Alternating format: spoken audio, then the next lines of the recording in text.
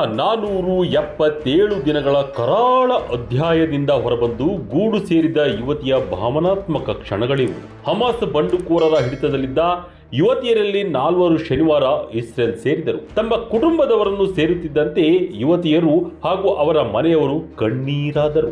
ಬಂಡುಕೋರರ ಬಂಧನದಿಂದ ಬದುಕು ಮುಗಿದೇ ಹೋಯಿತು ಎನ್ನುವ ಹಂತದಲ್ಲಿ ಮರುಜೀವ ಸಿಕ್ಕಂತಾಗಿದೆ. ಇವರು ಇಸ್ರೇಲ್ನ ಸೇನೆಗೂ ಶ್ರಮಿಸಿದ್ದ ವೀರ ನಾರಿಯರು.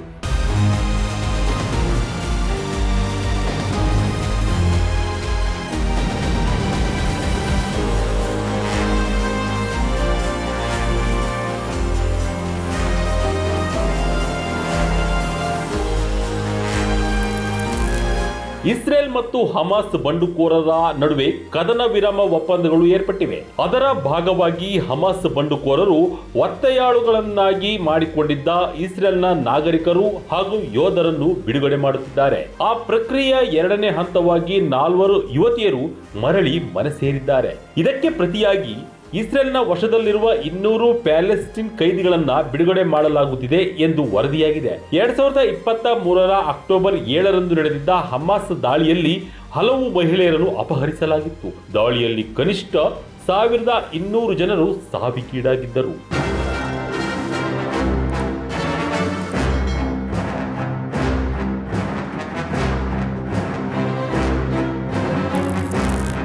ಈಚೆಗೆ ಹಮಾಸ್ ವಶದಲ್ಲಿದ್ದ ಇಸ್ರೇಲ್ನ 3 ಮಂದಿ ಒತ್ತೆಯಾಳುಗಳು ಬಿಡುಗಡೆಯಾದ ಬೆನ್ನಲ್ಲೇ ಇಸ್ರೇಲ್ನ ವಶದಲ್ಲಿದ್ದ 90ಕ್ಕೂ ಅಧಿಕ ಪ್ಯಾಲೆಸ್ಟೈನ್ ಕೈದಿಗಳನ್ನ ಬಿಡುಗಡೆಗೊಳಿಸಲಾಗಿತ್ತು. ಕದನ ವಿರಾಮ ಏರ್ಪಟ್ಟ ಬೆನ್ನಲ್ಲೇ ಉಭಯ ರಾಷ್ಟ್ರಗಳಲ್ಲಿ ಸಂಭ್ರಮಾಚರಣೆಗಳು ನಡೆಯುತ್ತಿವೆ.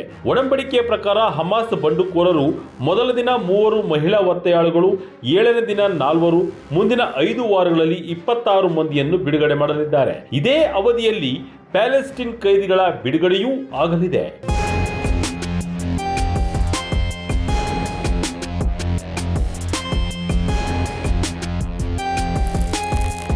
ಇಸ್ರೇಲ್ ನೆಲದಲ್ಲಿ ದಾಳಿಗೆ ಪ್ರತಿಯಾಗಿ ಹಮಾಸ್ ಬಂಡುಕೋರರ ನೆಲೆಯನ್ನು ಗುರಿಯಾಗಿಸಿ ಇಸ್ರೇಲ್ ಸೇನೆ ನಿರಂತರ ದಾಳಿ ನಡೆಸಿತ್ತು. ದಾಳಿಗಳಲ್ಲಿ ಈವರೆಗೂ ಸುಮಾರು 46,000 ಪ್ಯಾಲೆಸ್ಟೀನಿಯರು ಸಾವಿಗೀಡಾಗಿದ್ದಾರೆ. ಇನ್ನು ಒತ್ತೆಯಾಳುಗಳ ಬಿಡುಗಡೆ, ಕದನ ವಿರಾಮದ ಕುರಿತು ಇಸ್ರೇಲ್ ಭದ್ರತಾ ಪಡೆಯ ವಕ್ತಾರರು ಮಾಹಿತಿ ಕೊಟ್ಟಿದ್ದಾರೆ. Since the October 7th massacre, our mission has been clear. Bring home all the hostages held by Hamas in Gaza. Today, as part of these ongoing efforts, we welcomed home 4 more Israeli hostages after 477 days in Hamas captivity. Liri Elbag, age 19, Naama Levi, age 20, Karina Arayev, age 20, Daniela Gilboa, age 20, 4 IDF soldiers who were all abducted by Hamas from Nahal Oz on October 7th, 2023. Today, we salute and embrace them and their families as they reunite just now after so long.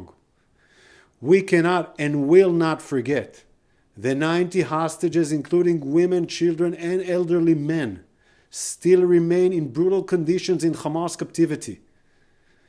Hamas failed to meet its obligations to first release Israeli female civilian hostages as part of the agreement.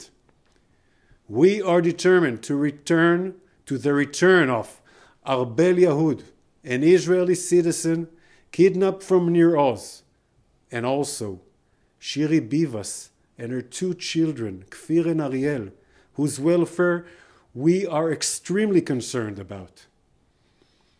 We appreciate and thank the efforts of all international mediators, United States, Qatar, and Egypt, and we expect them to make sure Hamas stands in accordance with the agreement.